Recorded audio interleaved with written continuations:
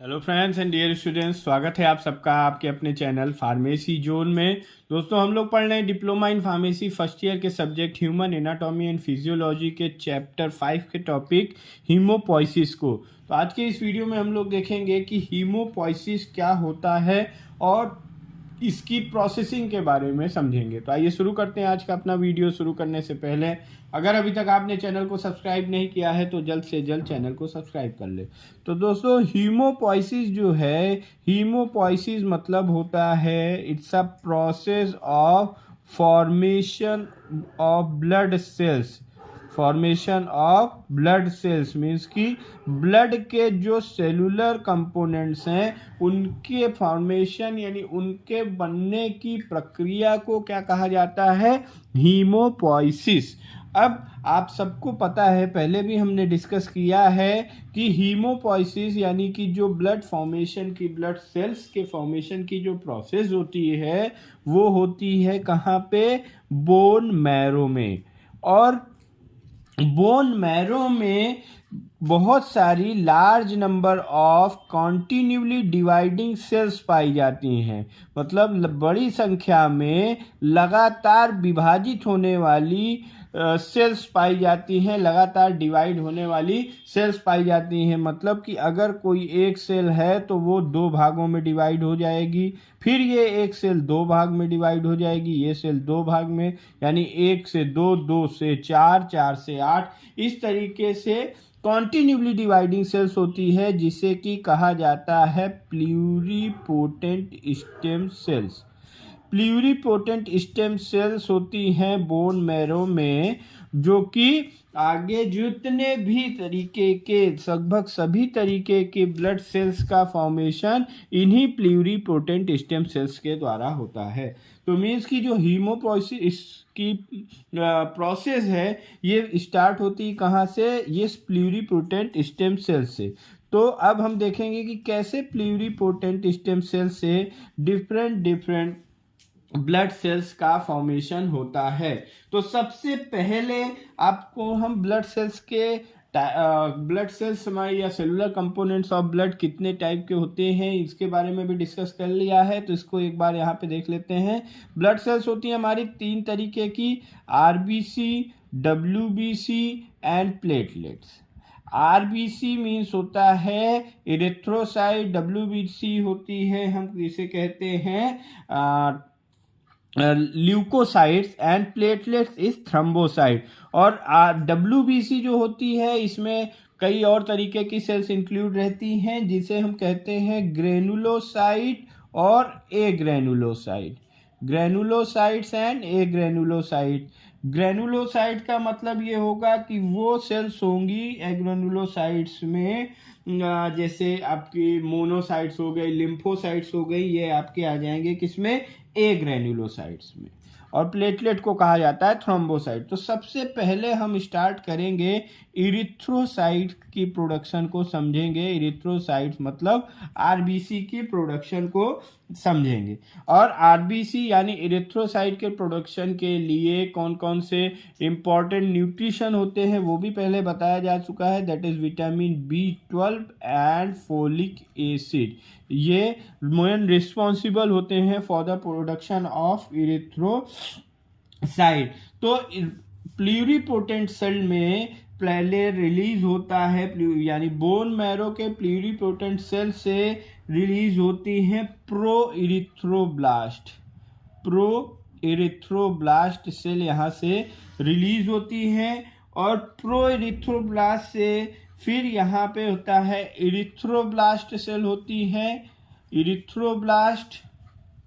और ये जो प्रोडक्शन हो रहा है प्लूरिपोटेंट सेल से बनी प्रो इरिथ्रोब्लास्ट और प्रो इरिथ्रोब्लास्ट से बन रही इरिथ्रोब्लास्ट, ये रेड बोन मैरो में ही हो रहा है।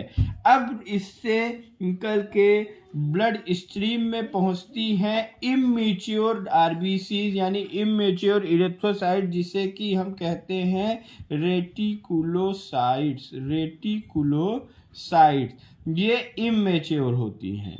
और इनको मैच्योर होने में ये कहाँ पे पाई जाएंगी, ये पाई जाएंगी ब्लड स्ट्रीम में यानी ब्लड में। फिर इन सेल्स को मैच्योर होने के लिए लग जाते हैं 7 डेज, 7 दिन का टाइम लगता है। 7 दिन तक ये रेटिकुलोसाइट ब्लड स्ट्रीम में रहते हैं, फिर ये मैच्योर होके कन्वर्ट हो जाते हैं किसमें, एरिथ्रोसाइट्स, एरिथ्रोसाइट्स में।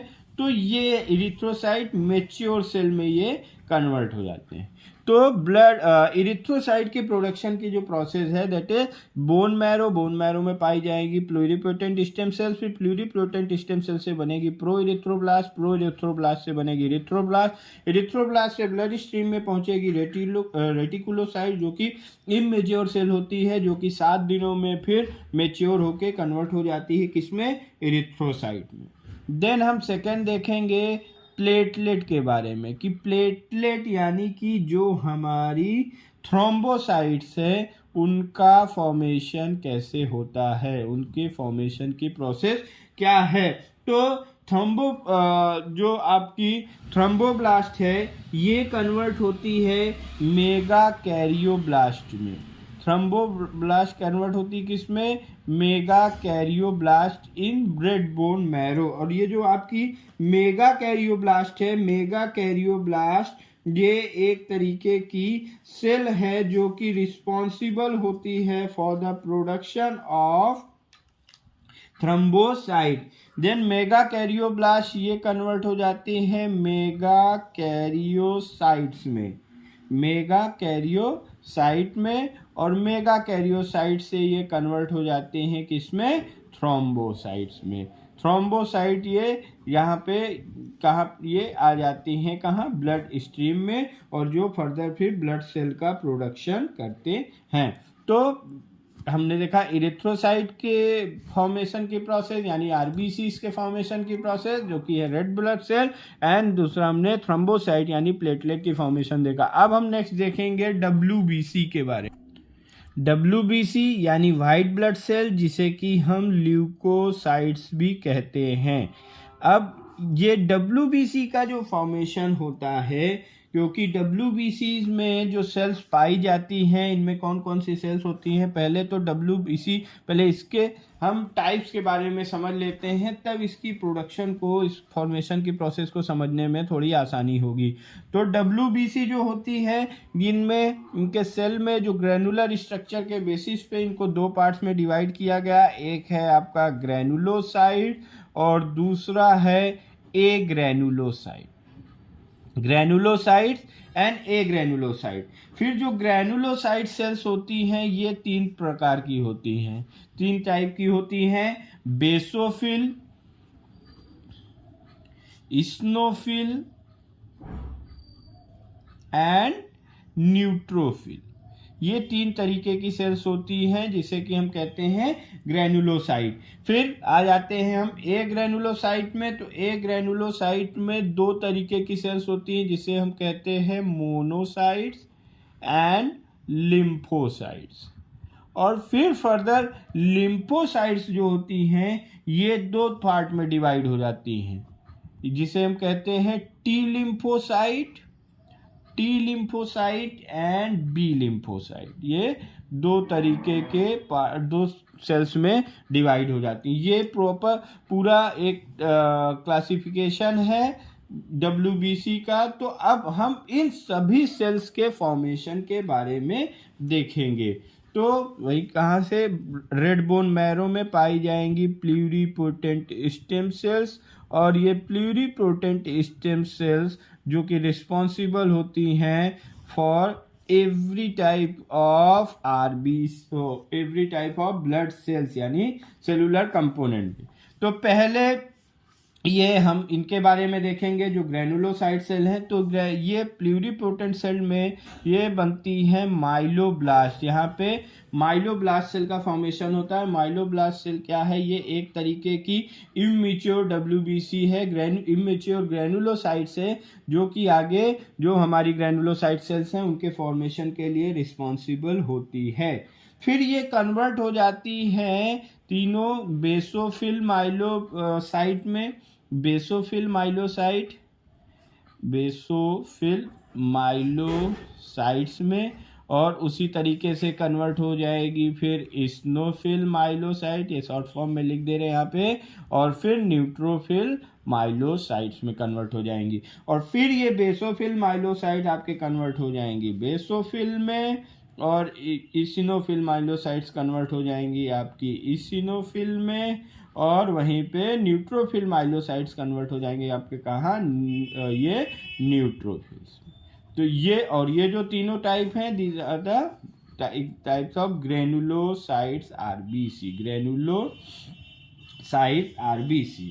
तो प्लूरिपोटेंट स्टेम सेल्स में बनेगी माइलोब्लास्ट, माइलोब्लास्ट से बेसो माइलोसाइट, और माइलोसाइट्स हर सेल्स की माइलोसाइट्स बनेगी, बेसोफिल, इस्नोफिल, न्यूट्रोफिल की, और फिर ये बेसोफिल से इस्नोफिल, बेसोफिल माइलोसाइट से बन जाएगा बेसोफिल, इस्नोफिल माइलोसाइट से इस्नोफिल, एंड न्यूट्रोफिल माइलोसाइट से न्यूट्रोफिल।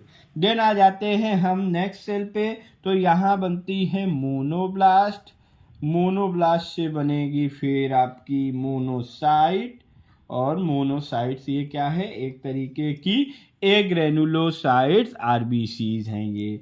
देन फिर लिम्फोसाइट आपका जो बनना है, लिम्फोसाइट्स बनने हैं, तो ये कन्वर्ट होंगे लिम्फोब्लास्ट में, प्लूरिपोटेंट सेल में बनेंगे लिम्फोब्लास्ट, लिम्फोब्लास्ट से बनेंगे लिम्फोसाइट, और ये जो लिम्फोसाइट्स होंगी ये आपकी दो भागों में डिवाइड हो जाएंगी, T lymphocyte and B lymphocyte. तो गाइस ये था आपका कंप्लीट हीमोपोइसिस प्रोसेस, मतलब कि हर ब्लड में, रेड बोन मैरो में किस तरीके से आरबीसी, डब्ल्यूबीसी और प्लेटलेट्स का फॉर्मेशन होता है, वहीं पे आरबीसी की जितने भी टाइप की सेल हैं उनके फॉर्मेशन के बारे में। तो आई होप आपको ये टॉपिक समझ में आया होगा। इस टॉपिक से रिलेटेड कोई भी क्वेरी हो तो आप कमेंट बॉक्स में ड्रॉप कर सकते हैं। टॉपिक के PDF नोट को आप डिस्क्रिप्शन बॉक्स में दिए हुए लिंक से डाउनलोड कर सकते हैं। Thank you very much.